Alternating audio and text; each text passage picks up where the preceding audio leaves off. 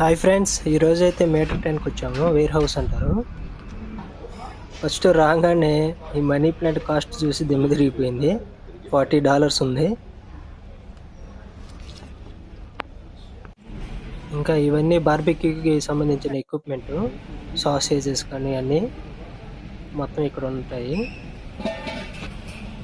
Cost చూద్దాం ఎంత ఉంటుందో దీన్ని.